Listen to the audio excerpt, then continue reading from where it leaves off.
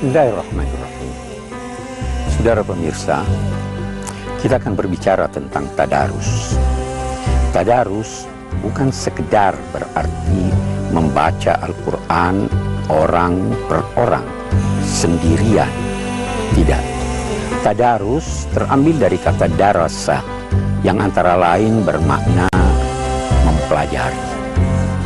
Bentuk kata tadarus menunjukkan adanya dua atau lebih orang yang saling ajar mengajar, saling membaca Al-Quran dan mendengarnya. Ada beberapa pesan Al-Quran dan Sunnah menyangkut membaca Al-Quran. Yang pertama tentunya adalah wahyu pertama yang turun, Iqra bismi rabbik. Salah satu maknanya, bacalah demi karena Tuhan. Jadikan dorongan dan motivasi Anda membaca Al-Quran dan bertadarus karena Allah. Bahkan, kita dapat berkata, jika Anda ingin untuk diajak berbicara oleh Allah, maka bacalah Al-Quran. Jika Anda ingin berbicara kepada Allah, maka berdoalah. Nah, Iqra bismi rabbik, kita diminta untuk membaca demi karena Allah, bukan oleh dorongan apapun, tetapi karena Allah dan karena kita ingin mendengar firman-firman-Nya. Ada hal lain yang berkaitan dengan tadarus dan Iqra ini, yaitu pesan Allah, faqra'u ma tayassara minal Qur'an. Bacalah apa yang mudah bagi kamu dari Al-Quran. Anda boleh menetapkan target, tetapi jangan membebani diri sehingga membaca cepat-cepat tanpa merenungkan maknanya. Bacalah apa yang mudah, pelajarilah apa yang mudah. Memahami satu ayat dari Al-Quran lalu mengamalkannya, itu jauh lebih baik daripada membaca 10 atau 100 ayat. Karena itu, tetapkan target, tetapi jangan memaksa diri. Hal lain yang berkaitan dengan membaca dan tadarus adalah firman Allah, warattilil Qur'ana tartila.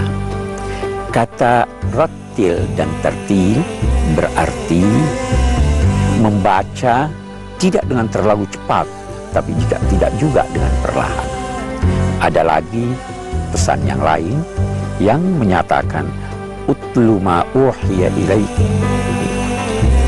Bacalah, tapi bacalah, fahamilah, dan ikutilah kandungan apa yang kamu baca itu dengan pengamalan ajaran-ajarannya.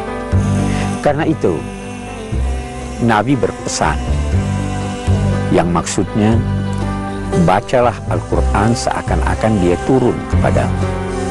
Jika Anda menemui suatu pertanyaan misalnya dalam Al-Quran, jawablah pertanyaan itu. Jika Anda membaca Alaihissallahu biahkamil hakimin, bukankah Allah adalah Dia yang paling bijaksana dan paling tepat putusannya di antara semua yang memberi putusan?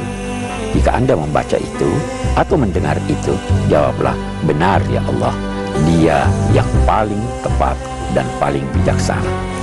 Ketika Anda membaca fabi ayyi ala'i rabbikuma tukadziban, nikmat-nikmat Allah yang manakah yang engkau ingkari? Ketika itu jawablah pertanyaan itu dengan berkata, ya Allah, tidak satu pun nikmat-Mu yang kami kufuri, yang kami ingkari. Demikian seterusnya. Saudara, apabila Anda bertadarus, berusahalah memahami kandungan Al-Quran, bertekadlah untuk mengamalkan tuntunannya, dan ketika itu, insya Allah, Allah akan membuka hati Anda dan membuka pikiran Anda untuk memahami apa yang dikehendaki olehnya, dan dengan mudah insya Allah kita akan dapat mengikuti tuntunan-tuntunannya dan memperoleh hidayatnya. Semoga.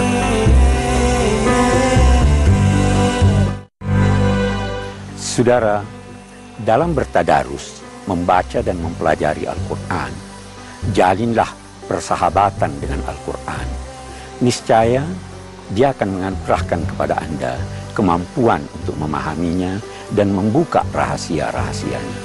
Karena sahabat menyampaikan kepada sahabatnya rahasia-rahasianya yang tidak disampaikan kepada siapa yang sekedar berkenalan dengannya. Yakinlah bahwa jika Anda bersahabat dengan Al-Quran dan memohon kepada Allah, pasti Anda akan memperoleh lebih banyak daripada usaha yang Anda lakukan sendiri. Jalinlah persahabatan dibina oleh kejernihan motivasi dan kejauhan dari curiga. Saudara, jika Anda mempelajari Al-Quran, jangan merasa diri tahu segalanya. Karena betapapun manusia adalah makhluk lemah. Jangan melepaskan jangkauan pikiran Anda kecuali dengan memohon bantuan Allah. Malaikat pun berkata, Maha suci Engkau ya Allah, tiada pengetahuan bagi kami kecuali apa yang Engkau ajarkan kepada kami. Karena itu, jangan sekali-kali menduga tanpa dasar. Sesungguhnya sebagian dugaan itu dosa dan sebagian lainnya tidak mengantar kepada kebenaran.